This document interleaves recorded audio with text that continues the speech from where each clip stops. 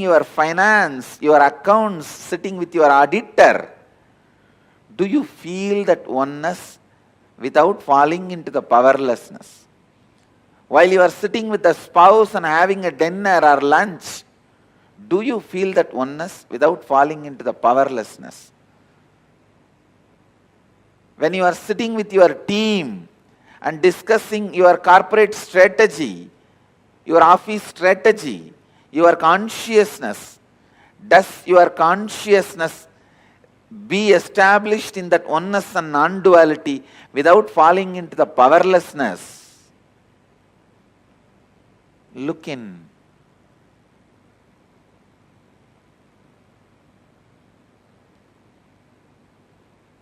Just your back pain disappearing is not the result of Advaita. All the pain which you have hidden in your back should disappear. Not just back pain disappearing. All the pains which you have put it in back has to disappear. Suddha Advaita Sukhabodha Jnanam. The pure Advaitas, joyful influence and the wisdom which comes out of joyful influence. Please understand, the joyful influence of Advaita is what I call completion. The joyful influence of Advaita is what I call perpetual completion. The joyful influence of Advaita is what I call Sahaja Samadhi.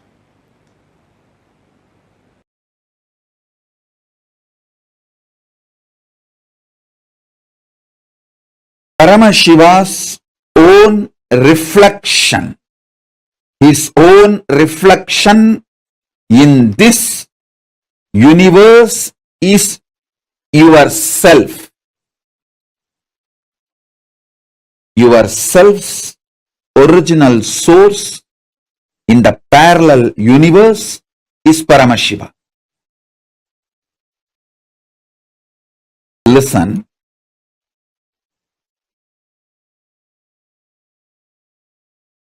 Understand this example.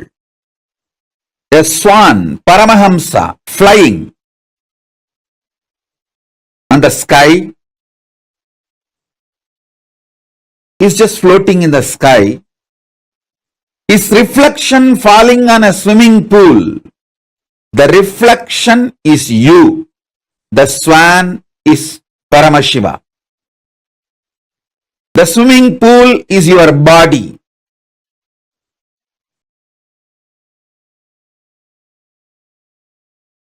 Understand,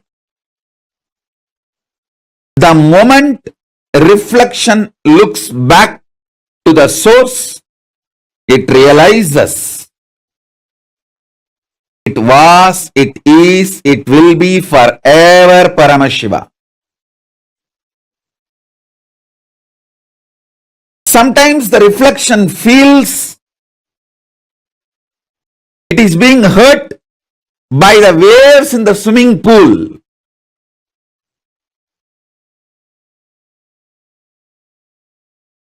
The reflection need to realize nothing in the swimming pool, even if the swimming pool is dried, it cannot hurt you. It cannot hurt the reflection, because reflection is centered in the source. You only have two choices. Either you can enjoy you being a reflection, or you can go back to your source. Beautifully, Paramashiva explains to Devi, anything goes circular. Listen.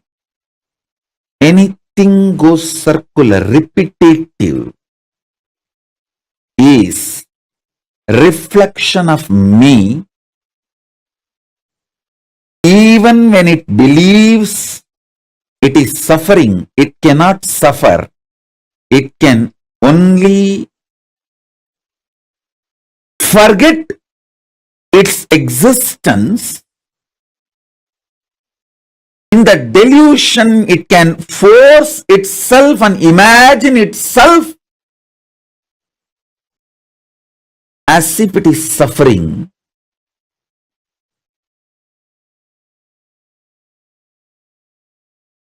When that reflection looks back at the source, it realizes it is Paramashiva.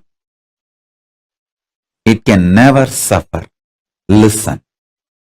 Listen to this deeply. You in the parallel universe is Paramashiva, the great swan floating in the space. The reflection of that great swan on the swimming pool in this universe is your individual self. That swimming pool is your body.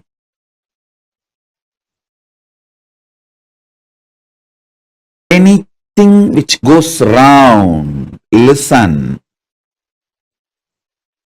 Paramashiva explains so beautifully. I'll tell you in the modern language, whether it is an atom or known universes, everything goes round it is in circular motion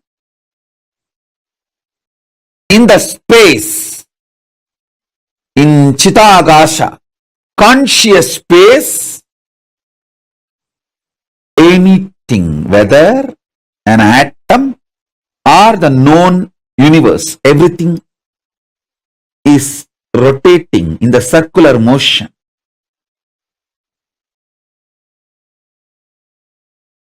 What is created in the circular motion is called circular time. The time which circles, repeats itself.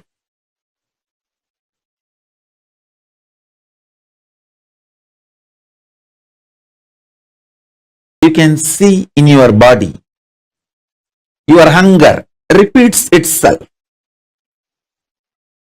Your number 1, number 2, number 3 repeats itself. Your sleep repeats itself. Your patterns repeat themselves. Your decision to smoke, your decision to drink, your decision to be addicted to something, everything is repetitive. Understand? Anything which repeats is in the circular time motion. It is within the field of Nirantaratva but not Nityatva. It is within the field of Nirantaratva but not Nityatva. If you know, anything which repeats does not hurt you, cannot hurt you. You are liberated from time. You are liberated from Kaala.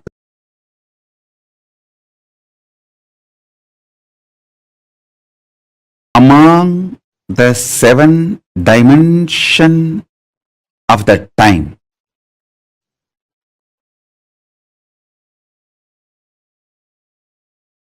space before the past,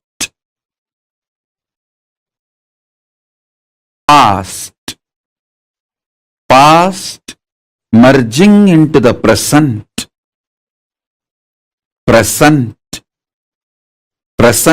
evolving as future, future merging into the space beyond future. So totally in these 7, the space before the past and the space after the future is established in Nityatva, eternity, past, present, see, listen.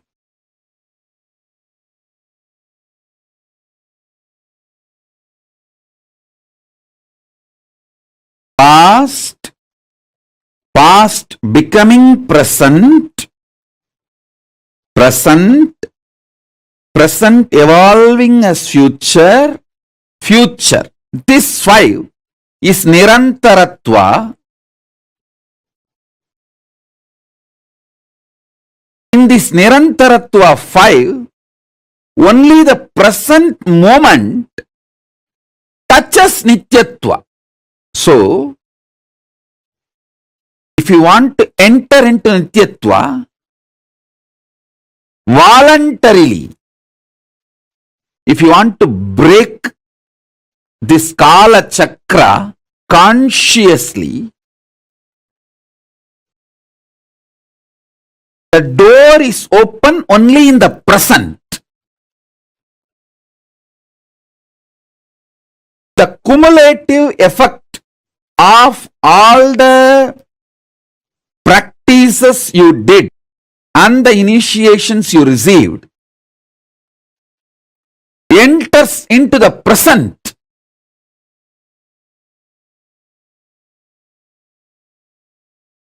And makes you experience Nityatva. Listen. I wanted all of you to remember the cognitions I gave about Nityatva and Nirantaratva. Nityatva is 7, Nirantaratva is 5.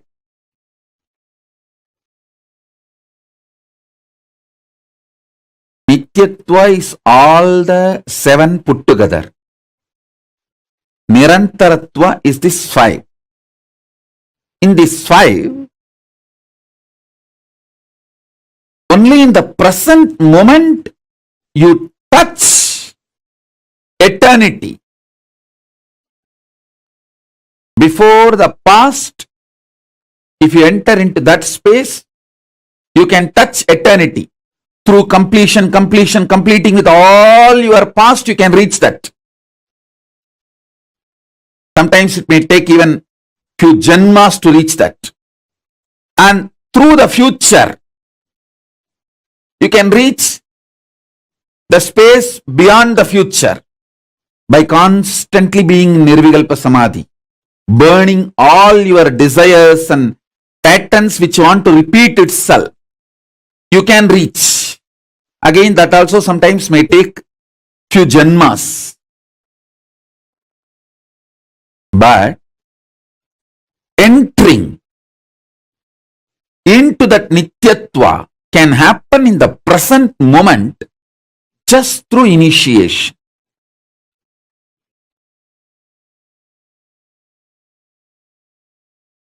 Remember the definition and the revelation about Nityatva. Remember the truth about Nirantaratva. Remember the next statement I made. You can reach into Nityatva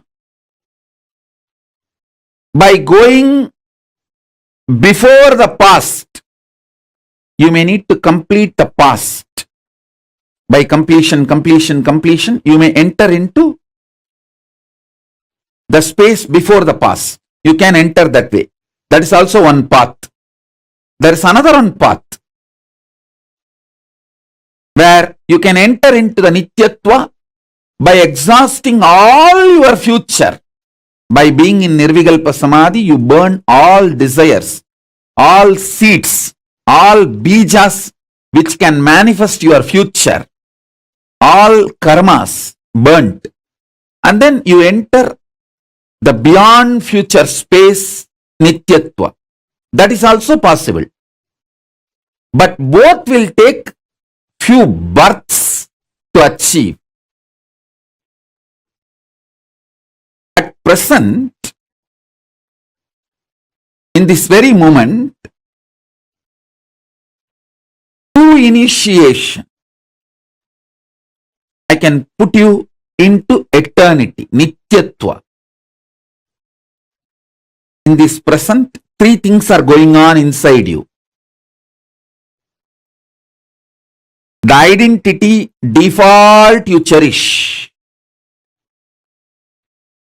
and the identity you consciously want to manifest, and the struggle between these two identity, your doubts, hatred, denial.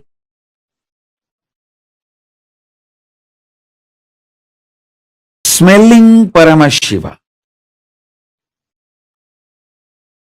waking up to Paramashiva,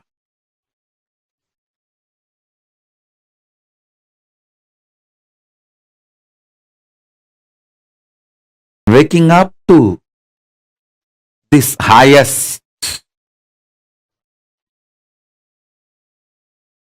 In this moment present, it can be done through the initiation.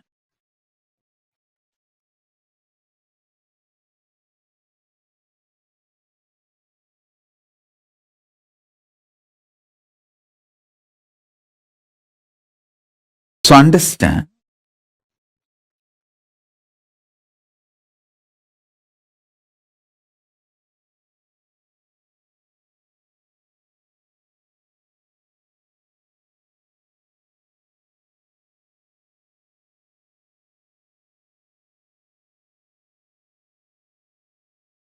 that is why always the ultimate manifests through initiation. Small things you can achieve on your own through tapas. But the ultimate is done only through initiation. It is only the transmission of lamp from fire. The fire is lit. From a lamp, living lamp, another lamp is lit. So,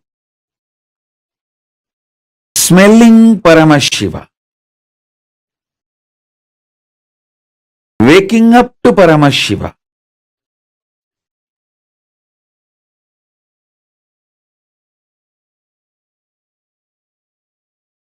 waking up to this highest. In this moment present, it can be done through the initiation.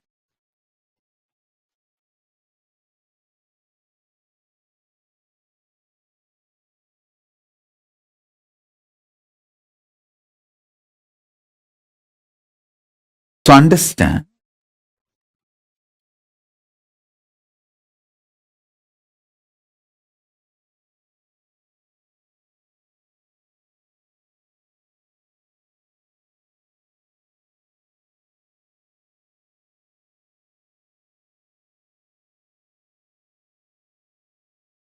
that is why always the ultimate manifests through initiation. Small things you can achieve on your own through tapas. But the ultimate is done only through initiation. It is only the transmission of lamp from fire. The fire is lit. From a lamp, living lamp, another lamp is lit.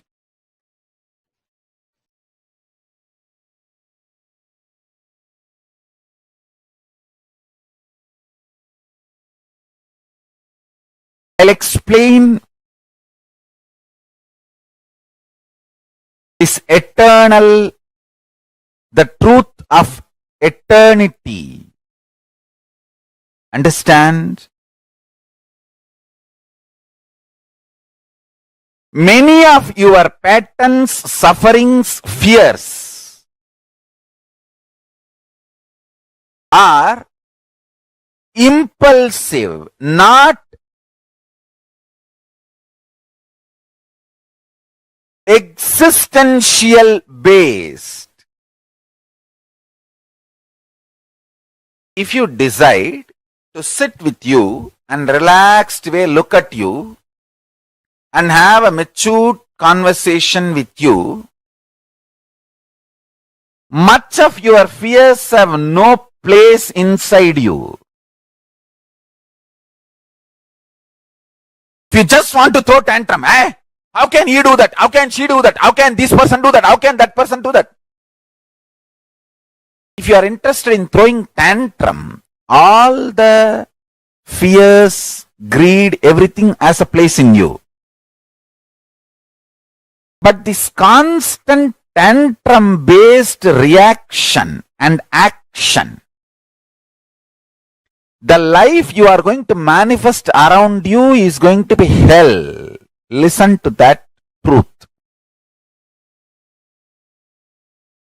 See, the constant tantrum throwing, violent hatred, action, reaction, you are going to create hell around you.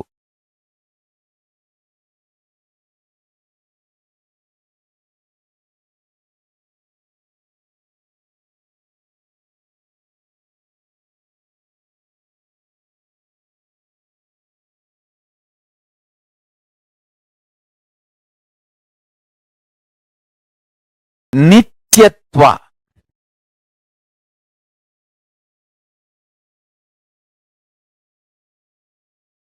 I can use and maybe I'll create a new word. Eternal, cosmic constant.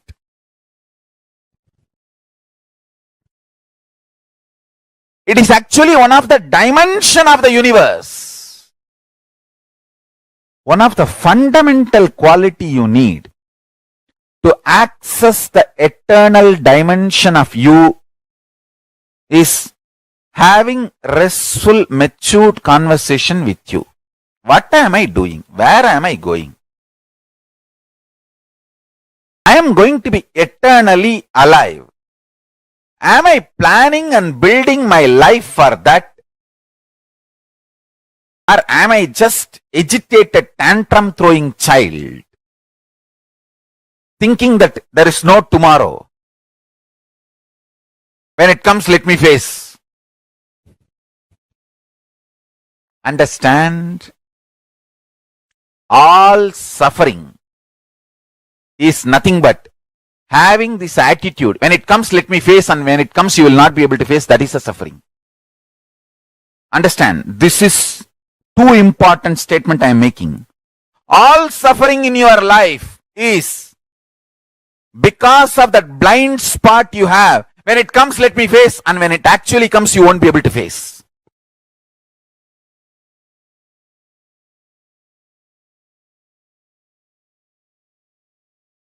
In the past,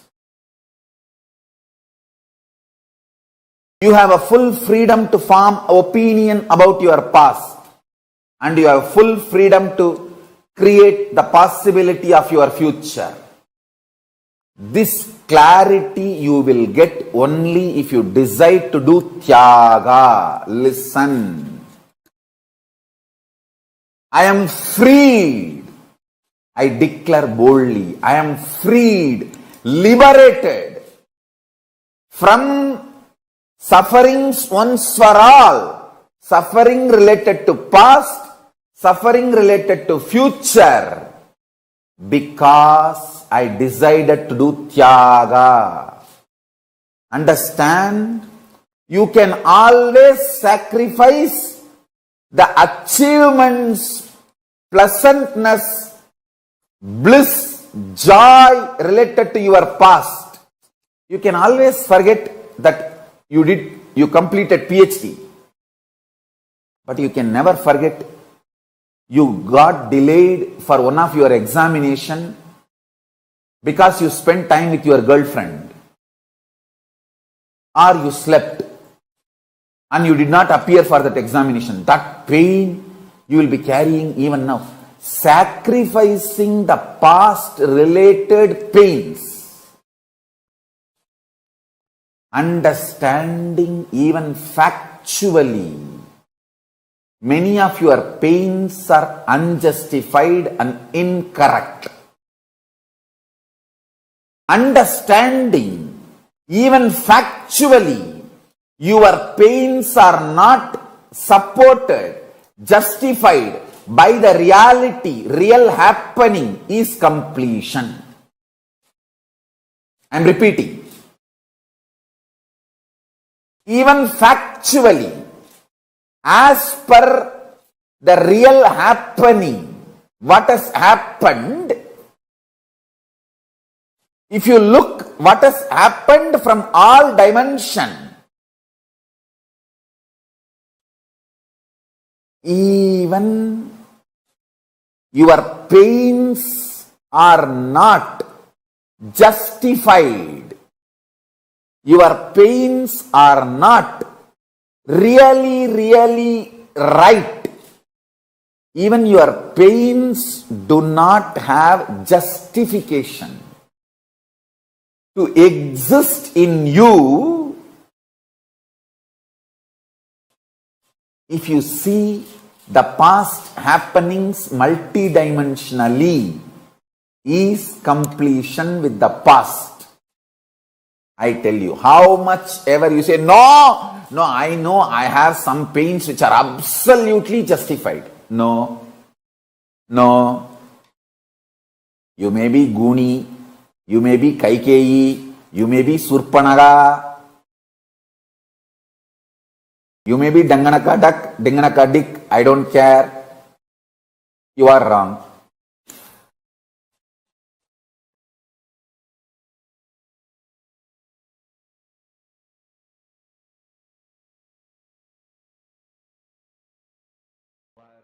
Paramashivoham. Om Nithyananda. Paramashivoham. Om Nithyananda. Paramashivoham. Om Nithyananda. Paramashivoham. Om Nithyananda. Paramashivoham. Om Nithyananda. Paramashivoham. The Nityattva and Nirantaratva dimensions of the time. Swamiji very, very beautifully explained to all of us about what is time. The idea, the understandings that we have about time, Kaala.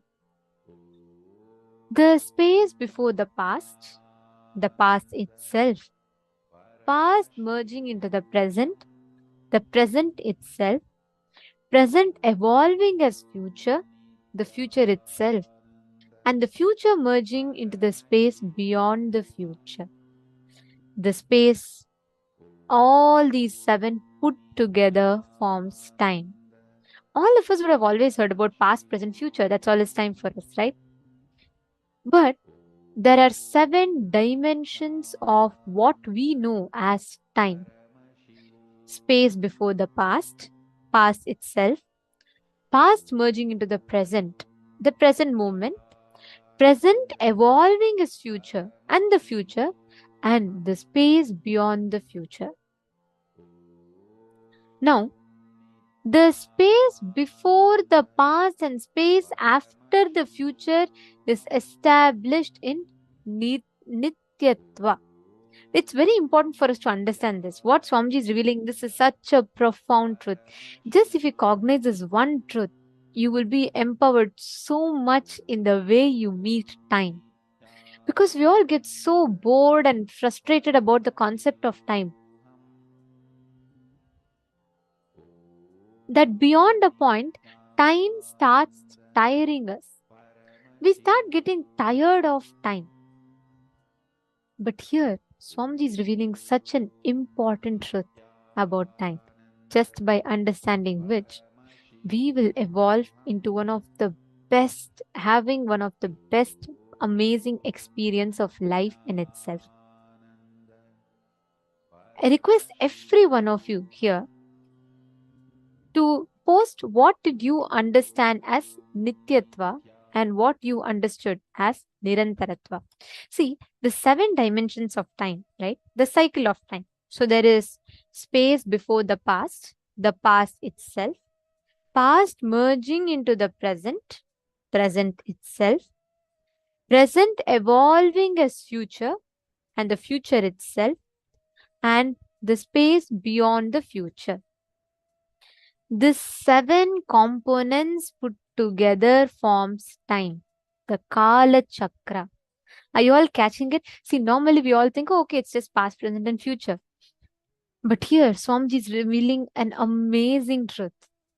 All of us only know, see, without the last two, which is without the space before the past and without the space after the future, without these two, the 5 components that exist is called Nirantaratva, which is what all of us mostly interact with.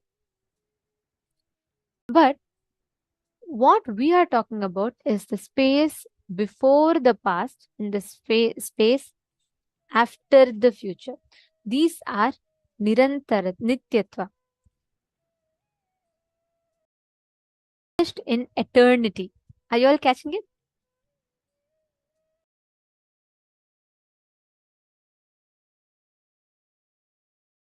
Just this one understanding, having this one understanding will completely shift this, because you will now know you are not limited to, or your understanding of time, your existence, Kala is not limited to you experiencing this.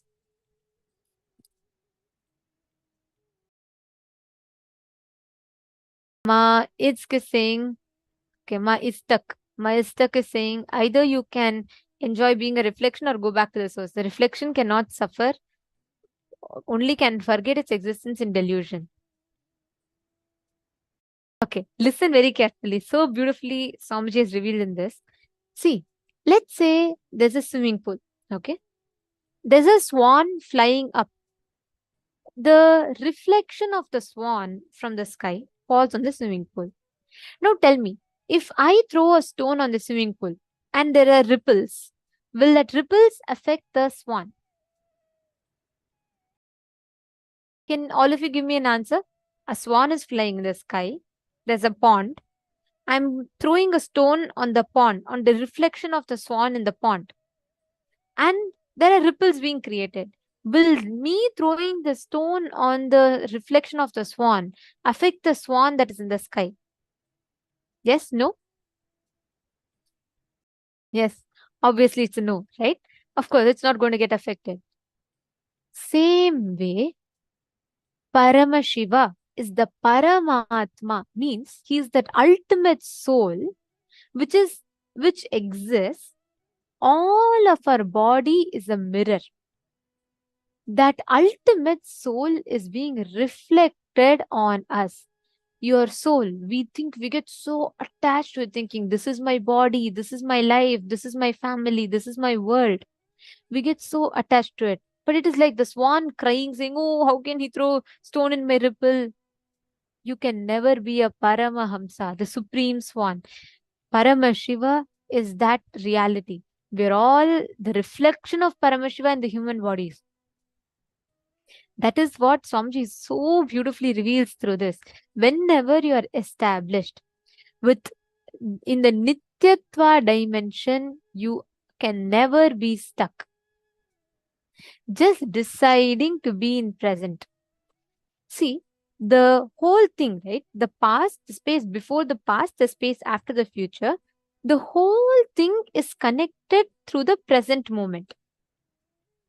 That is why there's a very beautiful line Swamiji tells. Swamiji will tell, past is the history, future is the mystery, present is the only gift that we have. That is why it's called present, gift. If you keep going on to your past, your history, you're going to waste time. If you go into the future, the mystery, you will not have surety of anything. You'll suffer with insecurity. The only thing that is a gift to you is present. That is why it's a present for you.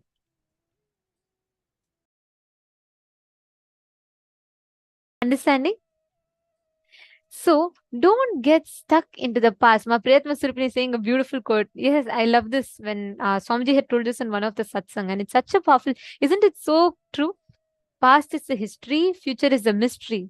Only present is a gift for us. That's why it's called present. And whoever is in the present moment receives that gift. Understand, all the baggage of the past that you try to constantly put into the present moment, or your insecurities about the future that drives you in the present moment, both are not giving you the experience of present. See, it is like, let's say there are two, like there's a parabola or a hyperbola, right? And then there is a point, that x. Now, where exactly the point touches the line, right? Let's say there's a circle, there are two circles, like two things, two semicircles going. The point in which this and this meets, that point is called present moment. Now you have the space which is before the past, you have the space which is after the future. So there is, like, just visualize this, right? There's a space before the past, there's past, past becoming present, there is present, present evolving as future, there is future. This is our normal time, nirantaratva. Now, there's a space after the future and there's a space before the past. The only point that enables you to access that is the present moment. Only when you are in present, you can experience Nityatva. That is why present moment is very important. Sometimes the reflection starts feeling it is being hurt by the waves in the swimming pool. That is the beginning of delusion. You just need to understand this. The key, the truth in this whole game is, what are you cherishing as? Do you cognize yourself as a reflection or do you cognize yourself as a swan? If you think you are the reflection of the swan, then every stone that is thrown in the pond, you will get affected by it. But you just need to realize, hey, you're flying beyond it. You're not, none of the stones can touch you. You have only two choices. Either you can enjoy being a reflection or you can go back to your source. That is why in this session, Swamiji revealed a very important truth. Like Swamiji said, anything that goes circular, anything repetitive is a reflection of Paramashiva. Even when it believes it is suffering, it cannot suffer. It can only forget its existence in the delusion. It can force or imagine itself as if it is suffering, but it cannot suffer. I request every one of you to take a few minutes and do this one exercise. Write down all the moments from your past which you feel you're stuck with. Like your pains, your sufferings are not justified even logically, even factually, right? Just take a few minutes, write down some suffering, some pain that you hold on. For a very long time, you've been holding on to it. You've not completed. You've not been able to move on from it. Could you all take a few minutes and write down? At least list down 5 such things.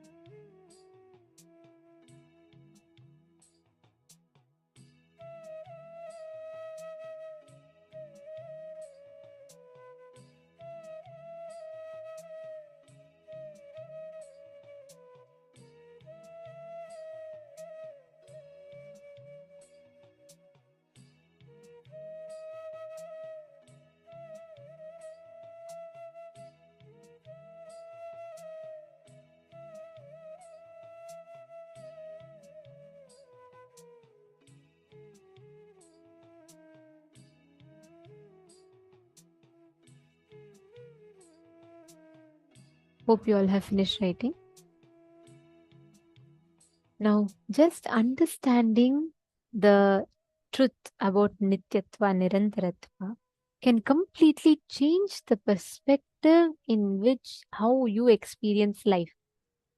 Now, let's say you have some struggle. Let's say there's some struggle that you have, or you're being stuck. Life is giving you the same situation again and again. How many of you feel like this? How many of you feel like, God, no matter how much I try, I keep coming back to the same problem again and again and again? How many of you experience that?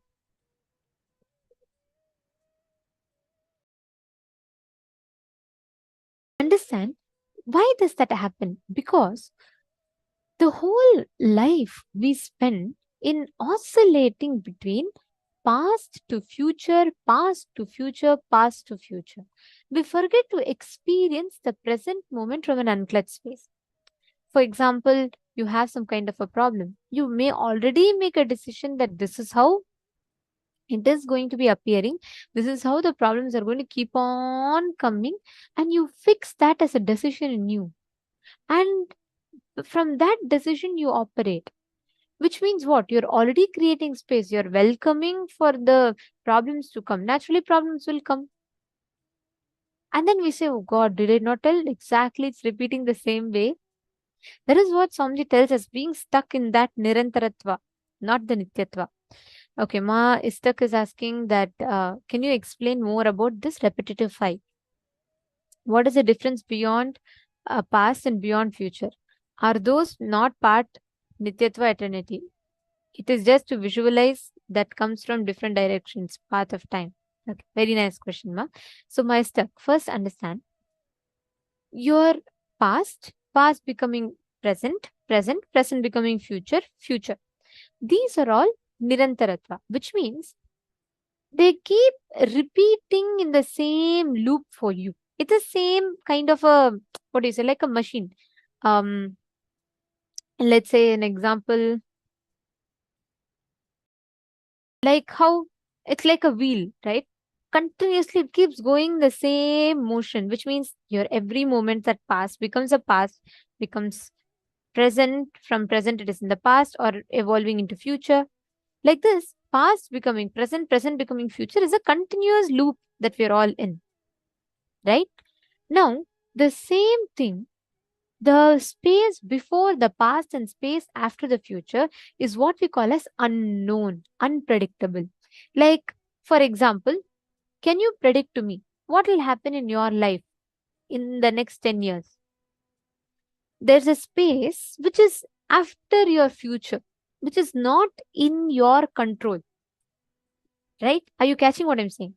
There's a space before your past, again, which is not under your control. So understand every moment of your life, Master, your all the different fragments of life that is repeating to you. If something is repeating to you, it's within Nirantaratva. Means it is either your past becoming your present again, or your your present becoming your future. It is only in this loop. Again, future becomes past. It is only in this loop. But there's a space after the before the past and after the future. That space is Nityatva, the place where you exist absolutely in the present moment. You're neither clutched about the past nor you're afraid of the future. That moment is Nityatva. Actually, whenever you all manifest powers, right, you literally get tuned into that space of Nityatva and you manifest from there. All of you can sit now. Can I request every one of you to sit? And you're going to be manifesting this space of Nityatva in you. Apply this one powerful cognition and start manifesting. Let us do something same like how you all did in the last round, where you identify the details of what happened on a particular date in a particular person's life. Let's say I give you the date of my 12th birthday. You will scan and you'll be able to identify precisely what happened, what dress I was wearing, where I was, everything on my 12th birthday. Like that, any verifiable past that you want, as per your choice,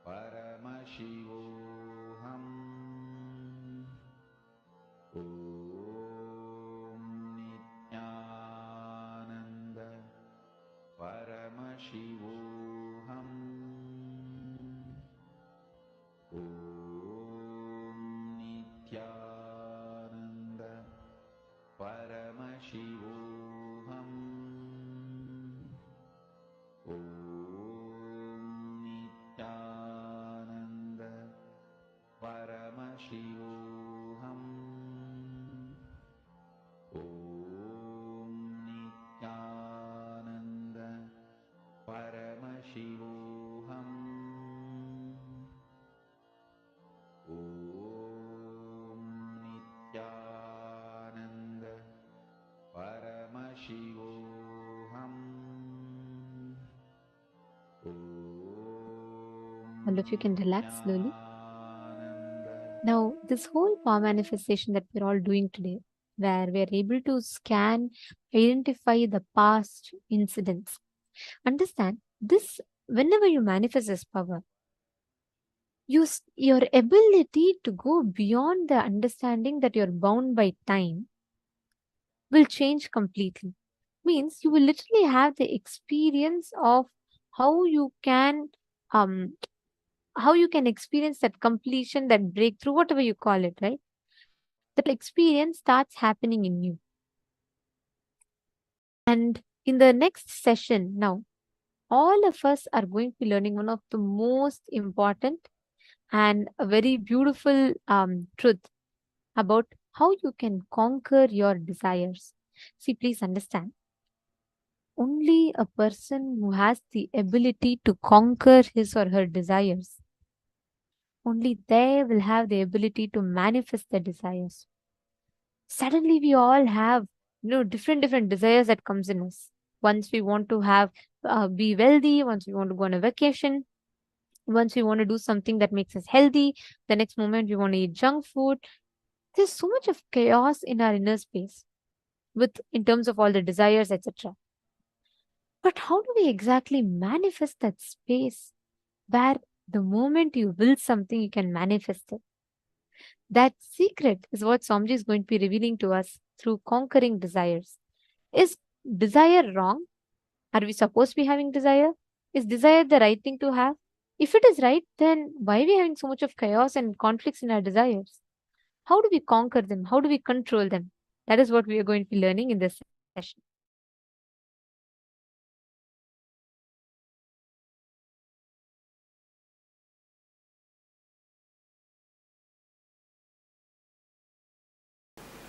Your desires are your life. Your desires are your life. Listen. It's your desires which infuse life into you, and it's your desires which infuse energy into you. Same way, conflicts in your desires brings tiredness in you. Contradictions in your desires brings boredom in you. Confusions in your desires bring frustration in you. Please understand.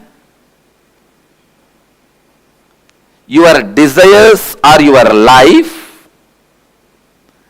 Conflict in your desires bring confusion in you. Conflict in your desires bring tiredness in you. Confusions in your desires bring frustration in you. Its contradiction in your desires bring boredom in you. Actually, if your desire is pure, every breath you inhale and exhale will make the desire into reality. When your desires have conflict, confusion and contradiction, every breath brings tiredness, boredom, frustration in you. Every breath is like a air blower into balloon. Your desires are the shape of the balloon. If the shape of the balloon is Tom and Jerry, when you blow the air, you will have Tom and Jerry. Conflict, constant conflict.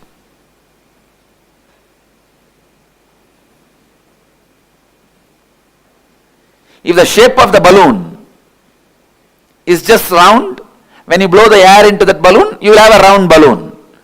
The shape of the balloon is tall. When you blow the air into it, you will see tall balloon. Your breath infuses energy into your desire. So the one and only thing you need to do in your life is not giving up desire, but removing the conflicts, confusions, contradictions in your desires. Please understand, renunciation is not giving up your desires, it is giving up conflicts, contradictions, confusions in your desire. One of the biggest mess up happened in the field of spirituality is wrong understanding. Renunciation means giving up desires. That's the worst understanding happened or misunderstanding happened in the spiritual field. Raga means attachment. Araga means detachment. Viraga means renouncing the conflicts, confusion and complications of desires. You need viraga, vairagya. Viraga becomes vairagya.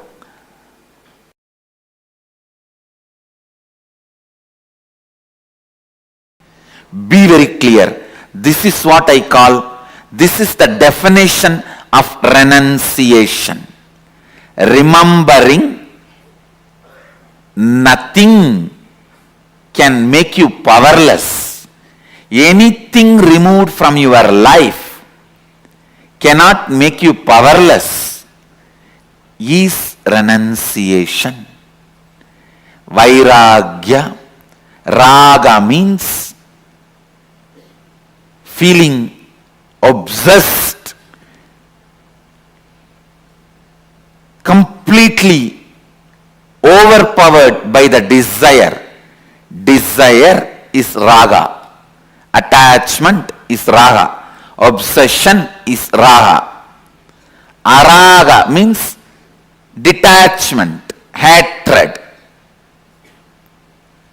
Viraga means knowing very clearly whatever you think as even core of your life, even those things, if they are removed, you will not become powerless. You will not miss them. You will not become empty. You will not be disappointed. You are not going to become dead. You will even forget you had those things or beings as part of your life. Having this clarity is renunciation. Understand? Having this clarity is renunciation. I tell you, this clarity, when it becomes your strategy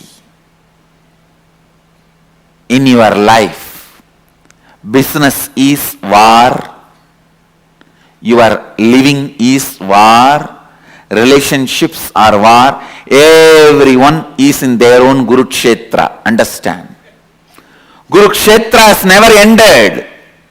Everyone has their Kurukshetra. Let this be your strategy for your Kurukshetra. No one can win you. No one can shake you. No one can frighten you. Be Vedanta Kesari, the lion of Vedic strength. I tell you, because I have applied this strategy, I applied this cognition in my life again and again and again, and I saw I always won the game. I always won the game.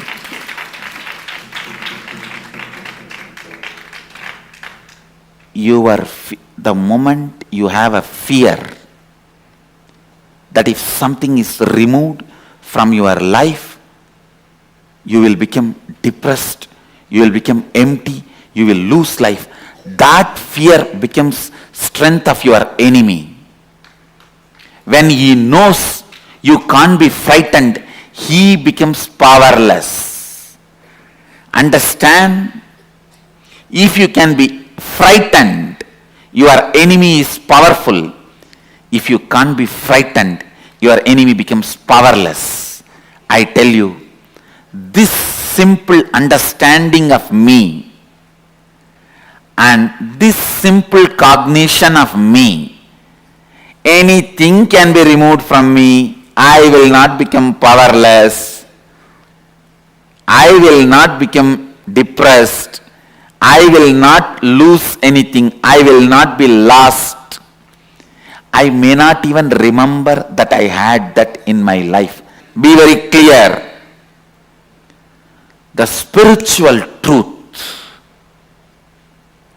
when it becomes part of your cognition and strategy, anywhere you go, Krishna is driving your chariot.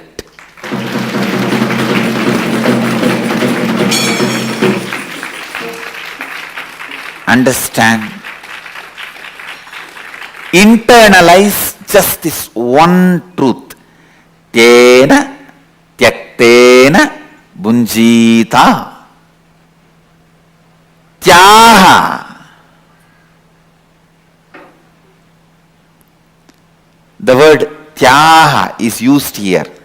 Tena means with this understanding from this context.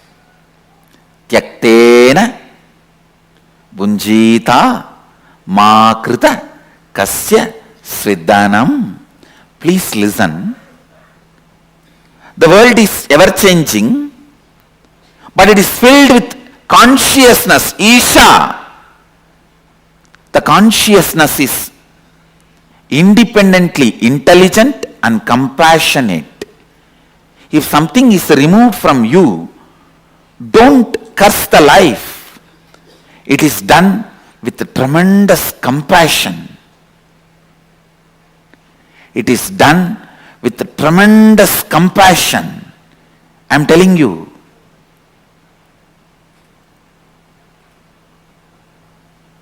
Here, Upanishads are declaring you to do tyaha, renouncing, you to renounce with this context of Isha Vashyam Idagum Sarvam Yatkincha Jagatyam Jagat. Means world is changing and it is established in changing and it is filled with consciousness, Sachidananda, which is intelligent, truthful, blissful and compassionate. I tell you, a blissful being will always be compassionate being.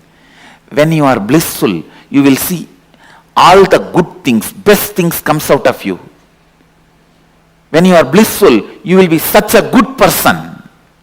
Only when you are frustrated, you will express all bad qualities, violence, cunning strategies. A blissful person is always compassionate person.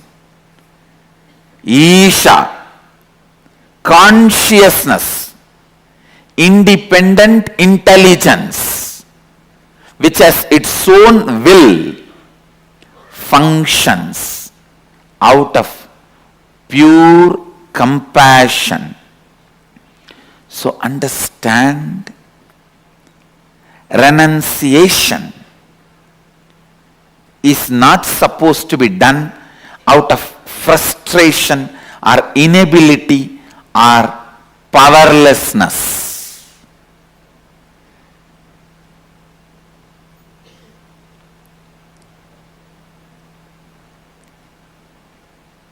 Whenever anything was removed in my life, I always saw life is only making me pure and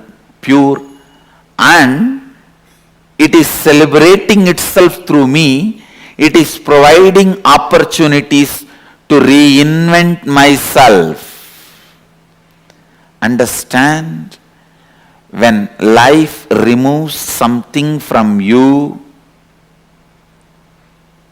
it is providing opportunity for you to reinvent yourself.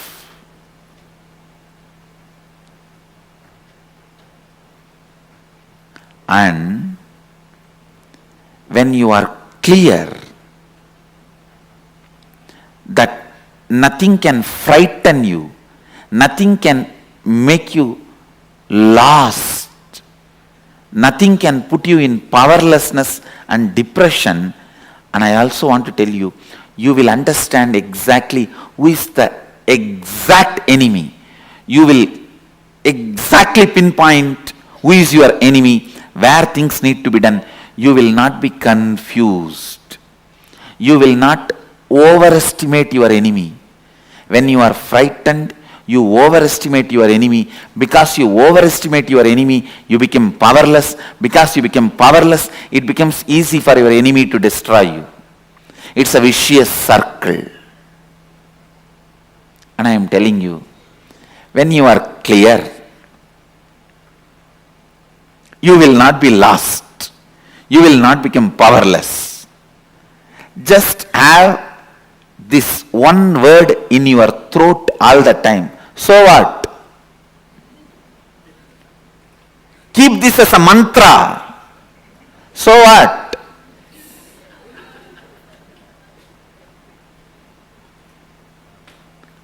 Know clearly. Nothing removed from you can make you powerless. And life removes it only to make you understand you can live without it. Reinvent yourself. Wake up.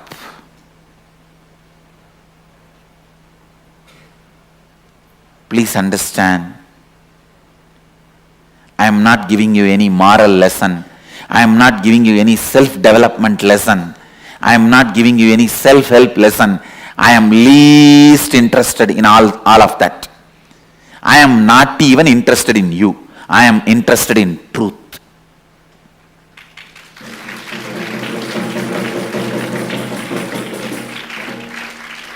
I am just interested in truth. I am singing it. Whoever wants to catch it, catch it.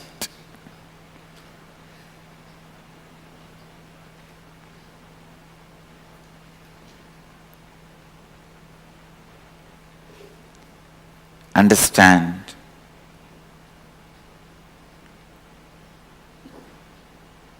This one truth. Internalize. Internalize. Internalize. Today's homework for all the satsangis. List out 10 items which you really thought if it is removed, you will be lost, your life will collapse, but it was removed. Not only you are living your life now, you even forgot you had that once in your life as part of you. And I guarantee you will have 10 things, either persons or things or place, at least 10 things will be there. Pen them down and put it in your Facebook as a status. Pen the 10 things down. Put it in your Facebook as status. With your own understanding of today's satsang. You paraphrase it. Now whatever I shared, you paraphrase it and put these 10 things which was part of your life, which you really felt if it is removed, you will collapse. But now it is not there in your life, and not only you have not collapsed, you even forgot that they were part of your life at one time.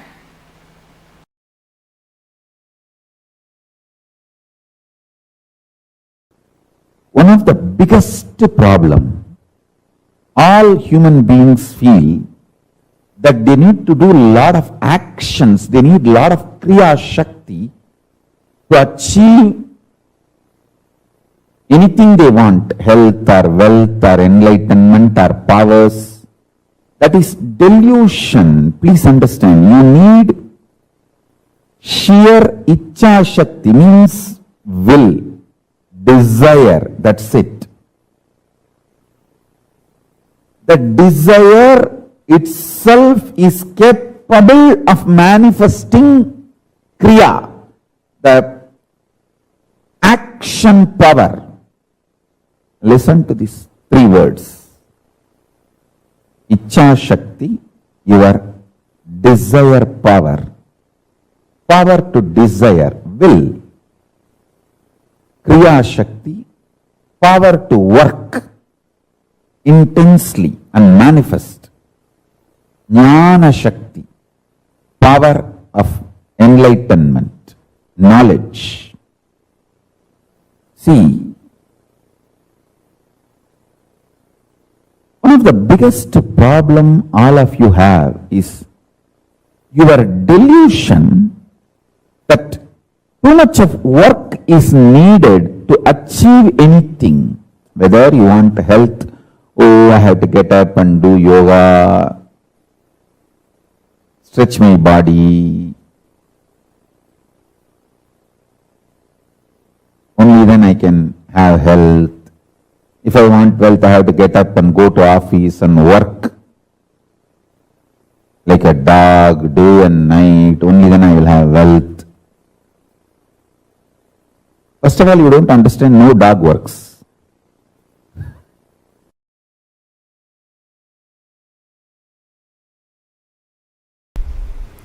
Third eye. It is also described as Anya in Sanskrit. Anya means will. Will to exist or will to collapse. Any will you carry is Anya. If your will gives you the hope about life, you will have life. If it gives you hope about death, you will have death. Anything you decide with your will, you manifest that. Understand, every breathing you do, you are giving life to your will to manifest. Every rupee you spend, you vote for that. If you are spending 1 rupee on pizza, you vote for pizza and its future. If you spend 1 rupee on Coca-Cola, you vote for Coca-Cola and for its future. On anything you spend money, you vote for it. On any idea you breathe, you make that into reality. Your will, what it carries, hope or hopelessness, right or wrong, good or bad. Listen carefully. Right or wrong, good or bad, hope or hopelessness, whatever you carry in your anya, in your will, you are breathing life into it continuously. You are giving life to it. That is why I am saying your anya is the most sacred spot in your life. Your anya is the most sacred space in your life. What you cherish in your anya matters.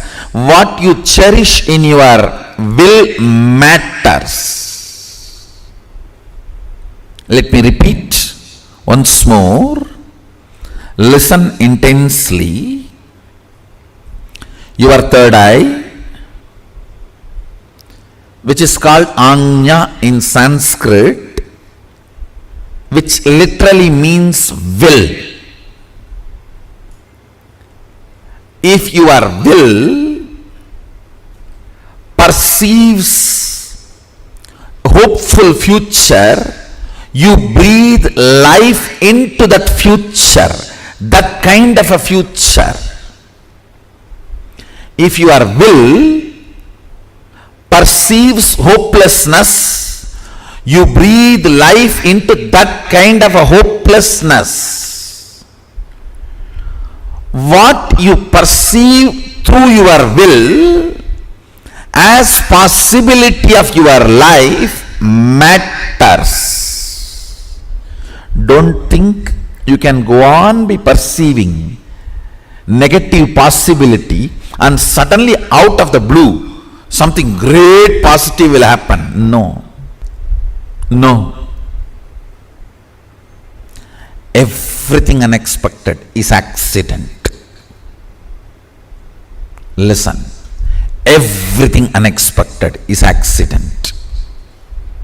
You can't cope up with it. Even if it is lottery, you can't cope up with it.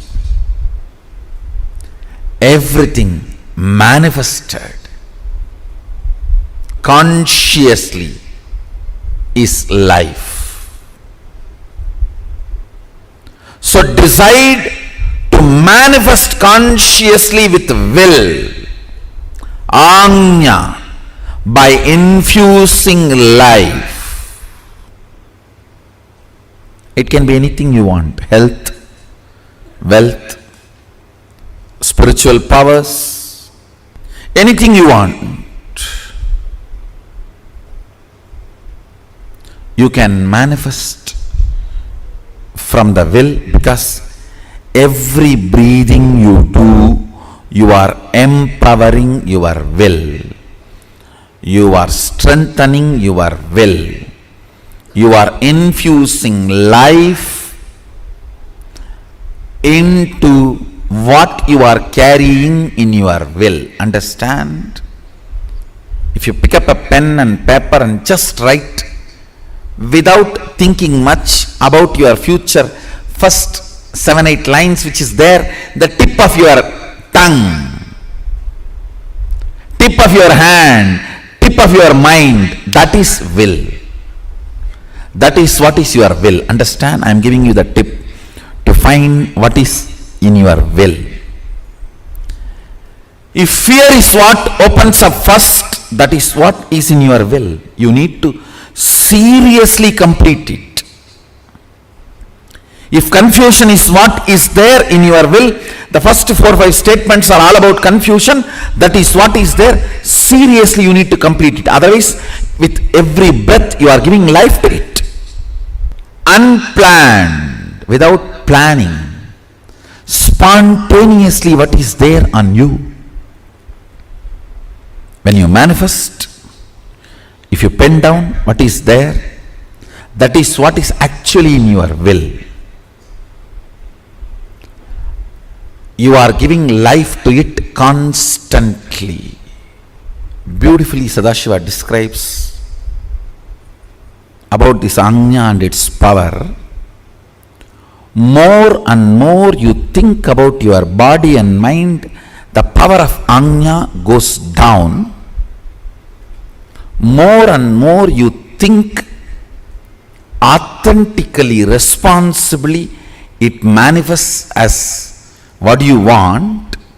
More and more you look at the cosmic principles, the energy of the Anya goes up. Listen.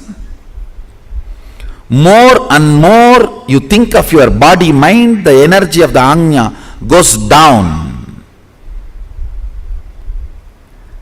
Cunningness, constantly thinking about you,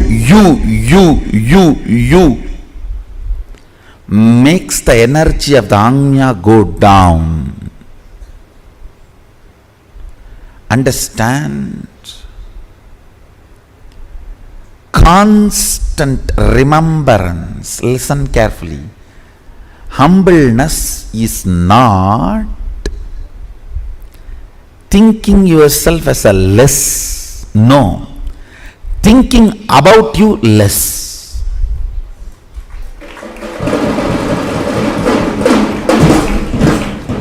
Humbleness is not thinking yourself as less. Listen carefully. These so-called humble people are the most cunning. The record says Saguni used to be very humble. Very humble. Humbleness is not supposed to be having low inner image. No. Not remembering your inner image is humbleness. Inactive, passive inner image is humbleness. Not low inner image is humbleness. Understand, there's a big difference. Low inner image is not humbleness. Passive inner image, inactive inner image is humbleness. Inner image from which too much of thought currents are not released. Very passive. That is humbleness. Intuition, melting the wax, and how it relates to the 25 states of consciousness? Yes, listen. Intuition is from this Turiya and Turiya, this state. All of you listen carefully. Whenever, whether swapna, dream or waking state, come near this Turiya and Turiya, the intuition is experienced. It is like a Turiya and Turiya is like a huge fire. And dream and waking, both states are made of the same wax. Dream state is little polluted wax. Waking state is little pure wax. But both are same wax. When that wax is brought near the Turiya, not only Turiya gives the information about your future, it gives you also the energy to change the wax as you want. Manipulate it as you want. Move it as you want. Please understand, intuition means not just information about your future. Ability to change as you want and execute it without effort. All these three put together is intuition. For example, if you are having an information about some problem going to come in your business or some benefit going to come in your business, if it is a problem, you will have the intelligence to change. If it is a benefit, you will have the simple manifesting without you putting any effort. Understand? Along with intuition, intuition means jnana. Always the icha. Icha Shakti means ability to change. Kriya Shakti means simply able to manifest. All these three always comes together, not as one. You cannot say, I just came to know the accident going to happen in my life and I went there in the car exactly in the time and got into the accident and broke my hands. No, that is not intuition. That is your fear assumption. Sometimes it may become right. Fear assumption sometimes becoming right does not mean you have intuition. If you are having information as intuition that you are going to have a car accident, you will simply be able to change it. Same way, if you are having intuition, you are going to have $1 million. You will manifest it without any effort. Any intuition always comes with Icha, Kriya, Jnana, all the three Shaktis together. Jnana means knowledge about the future. Icha means ability, desire to change. Kriya means ability to manifest without effort. All these three, if it comes together only, it is called intuition. Otherwise, it is not intuition.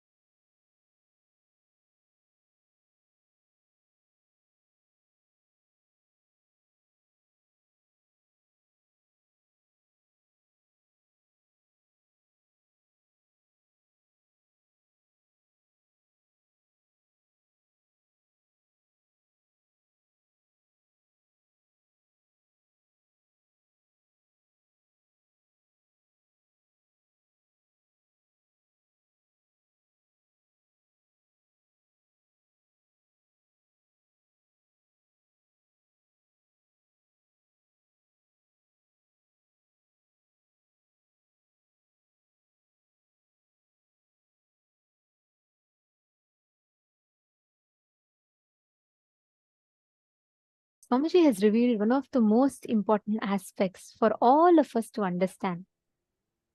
How do you conquer desires? What does it mean exactly to conquer desires? What does conquering desires mean? How does one conquer our desires? And why is it important to conquer our desires? These are all the amazing truths that Swamiji revealed in this session. But can I start with asking each of you to post what you understand as conquering desires? What is conquering desires according to you? What did you understand from what Swamiji said?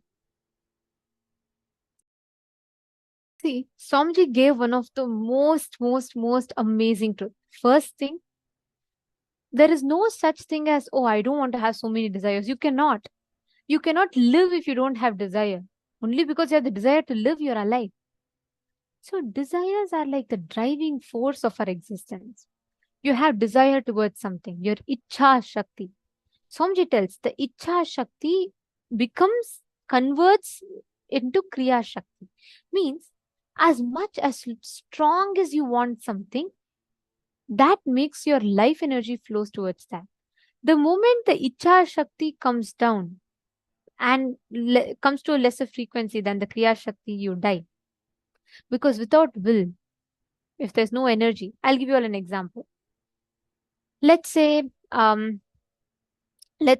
water bottle can hold 1 liter of bottle. As long as that water bottle can hold 1 liter, I can keep pouring. But if I keep putting more than 1 liter, what happens? The water overflows. Better example would be a water balloon. So let's say I take a balloon which can hold only 2 liters of water.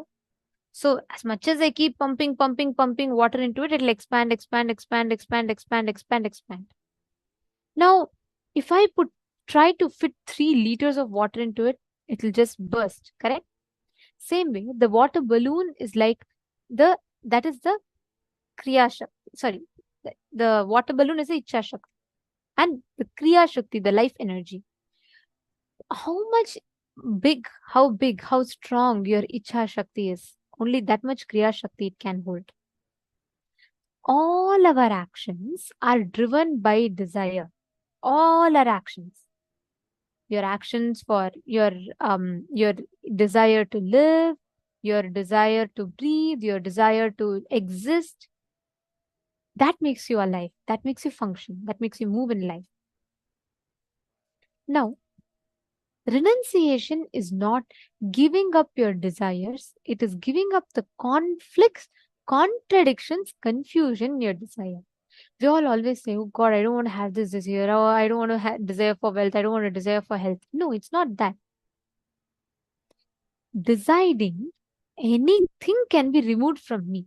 I will not become powerless. I will not become depressed. I will not lose anything. I will not be lost. I may not even remember that I had that in my life, but I will not lose anything. I will not give up. That experience in you, anything can be removed from me.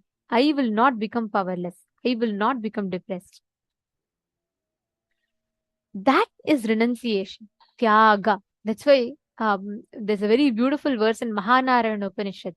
It says, na karmana na prajaya dhane na tyage naike amritattva manashuhu. Tyage naike amritattva manashuhu. Swamiji used that line for explaining this. But how? Why? Because Swamiji tells, renunciation of the desires will make you manifest it. Renunciation of the desires means not giving up the desires, not saying, okay, I will stop desiring to become successful. I will stop desiring to become happy. I'll stop desiring to become healthy. No, that is not called renunciation. Renunciation of desires means dropping your self-doubt, self-hatred, self-denial, conflicts, contradictions, and confusions in desires. Are all of you catching it?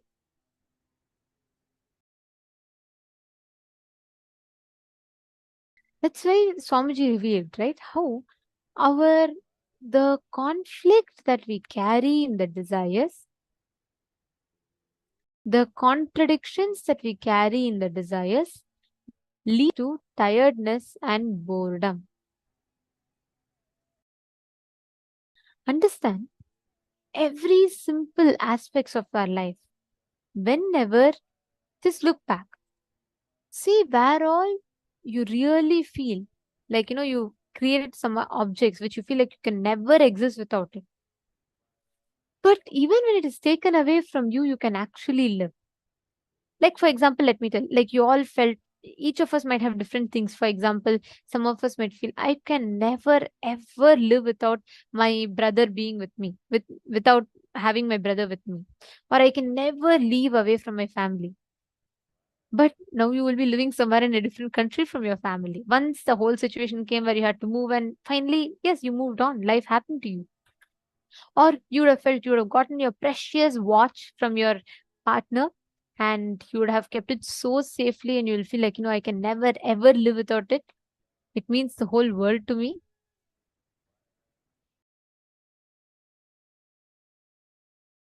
Understand, it is very important. The conflict, contradictions, confusions. Purushananda is saying, I wish I could have all of that written down that you said. Okay. I'll repeat it once more for you so that you understand it. You're saying you didn't get it fully. I'll explain it to you.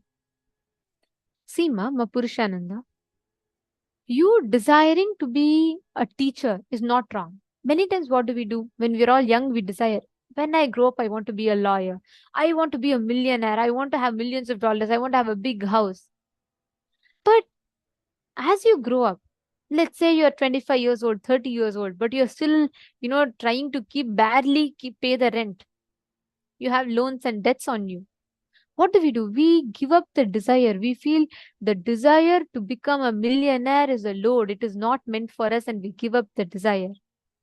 Giving up the desire is not the solution. Giving up the conflicts, contradictions, confusions that you carry inside you towards the desire is a solution. Are you understanding? It is not, oh, I can never achieve $1 million. Let me just give up. It's not meant for me, I think. That is not called renunciation. With that, you will never achieve anything in life. You have to have desires so that you can expand in life. But dropping renunciation is not for the desire. Renunciation should be for the conflicts, the continuous struggles in your inner space. Are you catching it, Ma Purushananda? Susan Davidson is asking, what if I don't have any conflicts, contradictions about a certain desire? It's still not happening. See, Susan Davidson, if I have a balloon that is Tom and Jerry shaped, conflicts. If I have a balloon that is heart shaped, love. Now, what exactly you're doing is, I'm saying this to you in your situation. You blowing the balloon of Tom and Jerry and you're expecting heart to come means, understand, you are saying that there is no conflicts, confusions, or contradictions. That means, why is my desire not become reality? Understand, if you blow balloon air into the balloon that is shaped heart shape will only come. If it is not coming,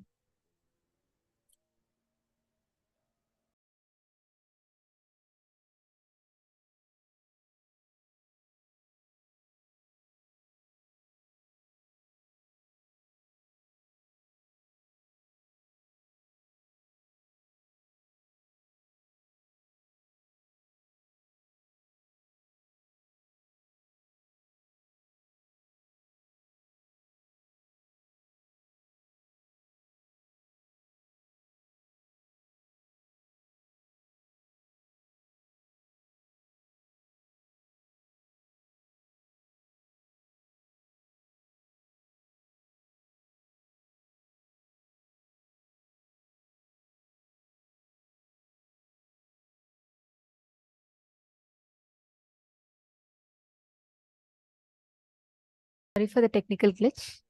I think all of you lost my video for a temporary time. Yes.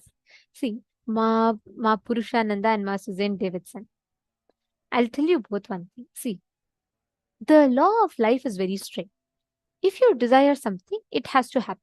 By the law of life, that's the rule. Like, for example, let's say if I go and turn on the switch, the light has to come on, correct? If the light is not coming on, that means somewhere the current is not reaching it. The circuit is damaged. Some part of the circuit is damaged, correct? Now, I cannot discard the whole circuit. I'm supposed to fix the circuit where the gap is. The whole circuit will become functional, active again. Am I making sense? Are you both understanding this much?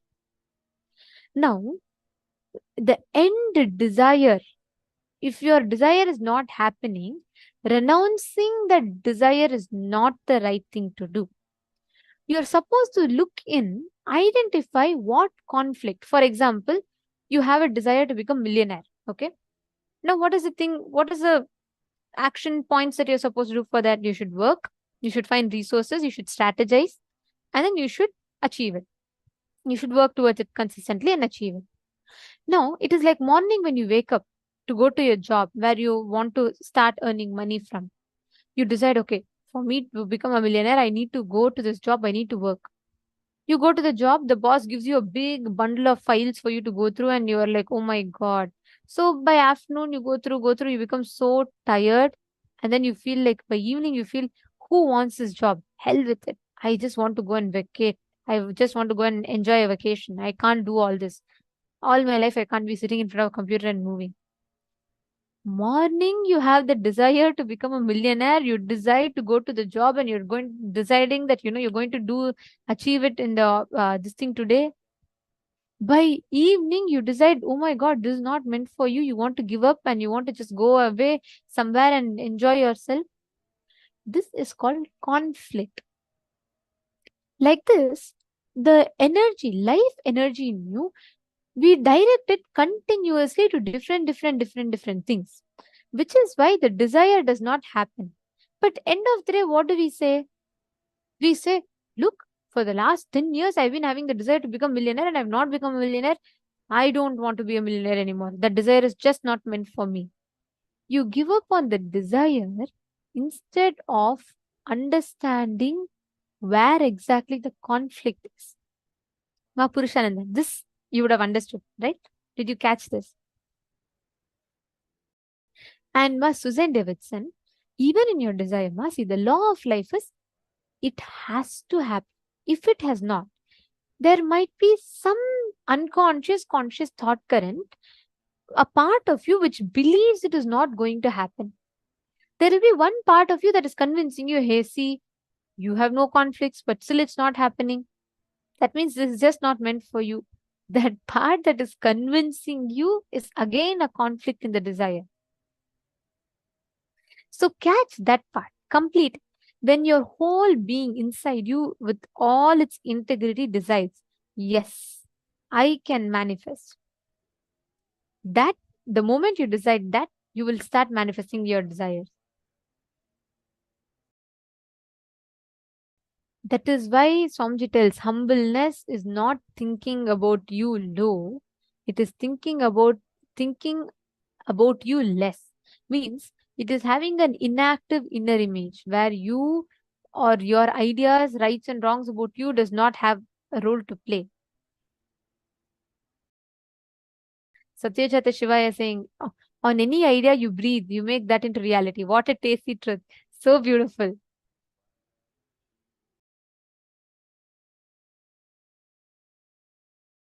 Very true, Aya. And Swamiji has given such an amazing truth. See, if each of us start catching this, you will never ever be stuck in any kind of a confusion or chaos in life. You will simply know the signs of manifesting. Satish Varanaya, Everardo Alfaro Aya.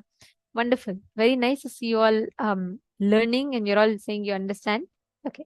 Now, I request each of you to take 10 minutes.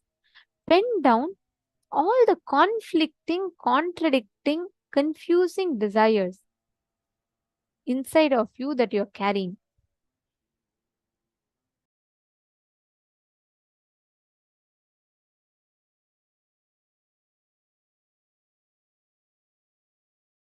Take a few minutes, pen down 10 items in your life which you really protected. You are afraid that without that, you may not be able to live. Without that, you may not be able to even move ahead with life, and you're holding on to that desire. It could even be people. It could even be person. It could be object. It could be money. It could be something. Pen that down.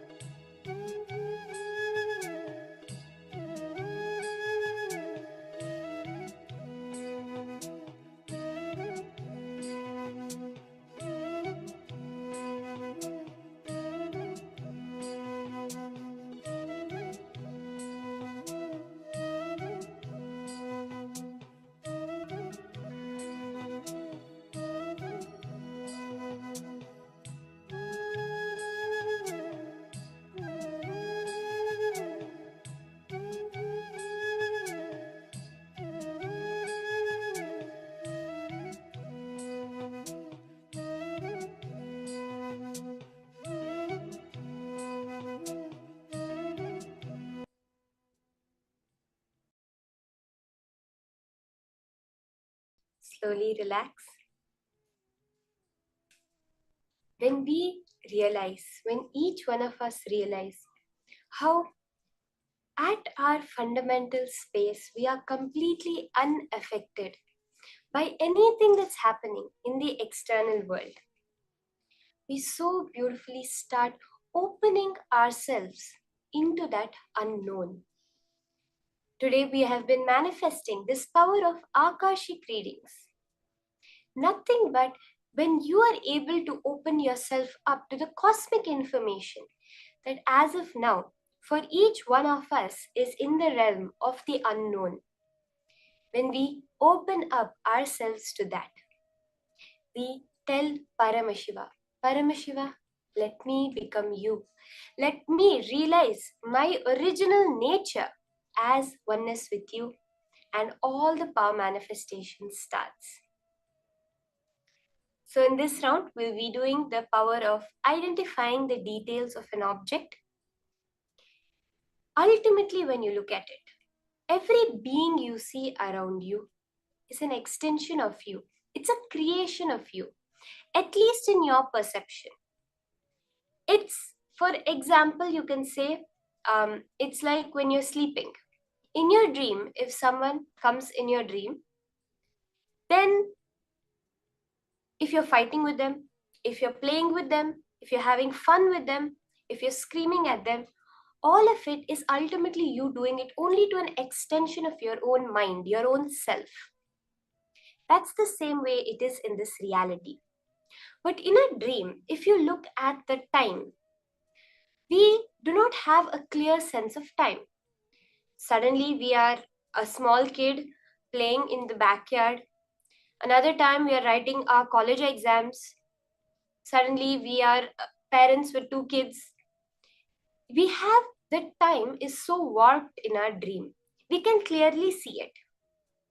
But actually, what we perceive as time, even in this reality, is not constant. We hear science say that when astronomers go to deep space, they age differently due to the different effect of gravity. Just not that, even when they go to the top of a tall mountain, because they're so far away from the core gravity of Earth, they age differently. So even for us, the way we perceive it, time is still relative. It is not a constant the way we think about it. The laws of physics do not account for time. They say that there is no law of physics that prevents time travel, that prevents time moving backwards. But for some reason, it never does. Because the very concept of time is a delusion. The very idea we have of past being gone, present being now, and future is to come is a delusion. There is no existential evidence for the start of time, Swamiji so beautifully reveals. When we understand this, we disconnect ourselves from this delusion that we have called our reality. And the perception of past, present, and future appear together in the present moment. Through this power of Akashic readings, we are starting with a basic level. Ultimately, this power of Akashic readings has the power for you to see any distance in the past, the Big Bang, what happened before the Big Bang. Any distance into the future, is the end of the universe going to be a big crunch, a big freeze, or a big rip? We hear all these theories. You can see that with this power of Akashic readings. To start with, we will start with a few verifiable facts so that you can be convinced that yes, I am manifesting this power. You see, Akashic reading is a very advanced power.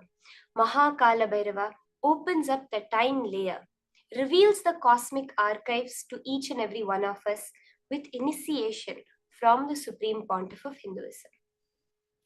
To start with, to get ourselves in tune, in entanglement with Kaala Bhairava, to manifest this power, we will start with doing with the verifiable details, scanning those details that we can clearly verify. So are we all ready? I request all of you to connect to a partner. You are going to be getting a certain object from your partner and scanning the details behind that object. So you can have a picture or you can go on video call with them and actually see the object in your camera. You're going to be scanning how they got that object, who gave it to them, what the significance of that object is to them, when they got it, as much detail as possible. Are we all ready for this? So let's start this round of manifestation. Remember, for the power of Akashic readings, there is no involvement other than your simple listening, presence required. The whole time layer is accessed through the present moment. Just keep a Atma Murti of Swamiji, the form of Swamiji in front of you. If you have the Jnananjana, you can apply the Jnananjana on your third eye and on your two eyes and on Swamiji's third eye. You're going to be looking with all your three eyes intensely into the form of Swamiji. And the Akashic records, the cosmic archives, will clearly appear to you like how you read a text on the screen. You will be able to read in pure golden letters on Swamiji's form, the cosmic archives. Be very clear that only which Paramashiva reveals, Mahakala Bhairava reveals, as the golden letters you are going to share. So let's start. Get the object from your partner. Sit straight and unclutch. Let there be no movement in your inner or outer space. Anything happening, witness it. Chant the Mahavakya intensely. Sit as Swamiji, as Kaala Bhairava, the embodiment of the entire cosmos, that intense feeling connection with Swamiji.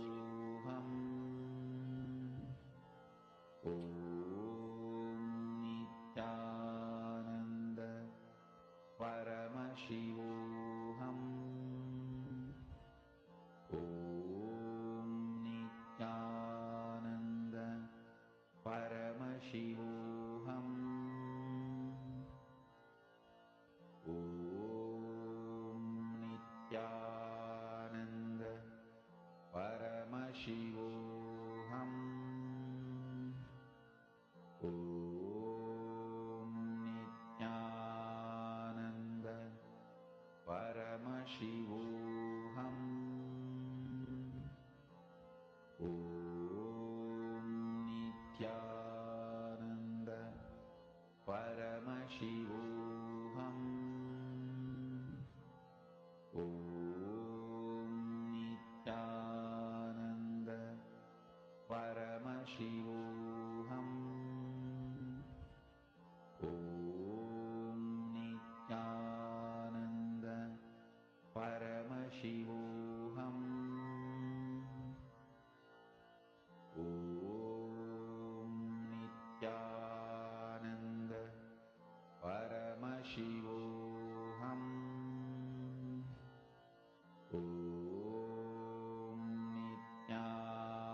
Nithyananda.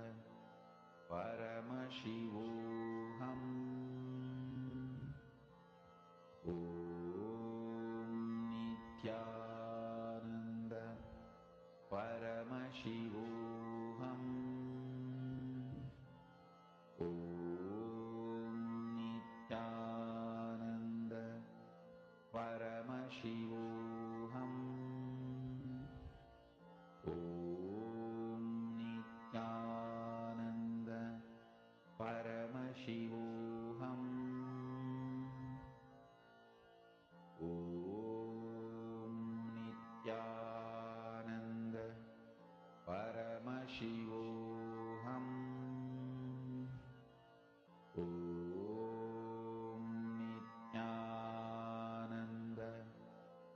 Paramashivoham. Om Nithyananda Paramashivoham. Om Nithyananda Paramashivoham. Om Nithyananda Paramashivoham. Om Nithyananda Paramashivoham. Om Nithyananda Paramashivoham. Om Nithyananda Paramashivoham. Om Nithyananda Paramashivoham. Om Nithyananda Paramashivoham. Om Nithyananda Paramashivoham. Om Nithyananda Paramashivoham. Om Nithyananda Look with all your three eyes. Keep your two eyes open for the power of Akashic readings. Look intensely into the form of Swamiji. As I said, all you need for this power is your intense presence. When you relax into that present moment, you become Kaala Bhairava. The whole cosmic archives is just revealed to you. Go to the specifics of what you want to see. Tell Kaala Bhairava, Swamiji, show me the place where they got this object. Show me who gave them this object. Show me when they got this object. You can keep these three as the parameters for you to manifest. Where they got it, when they got it, and who gave it to them.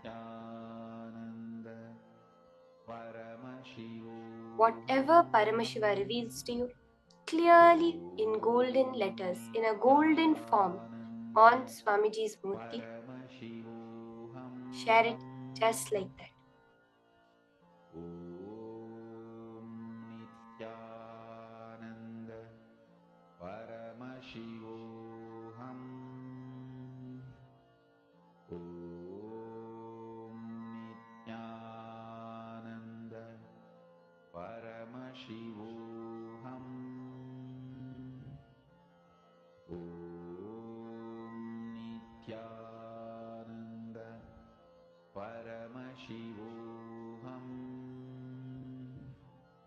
Om Nithyananda Paramashivoham.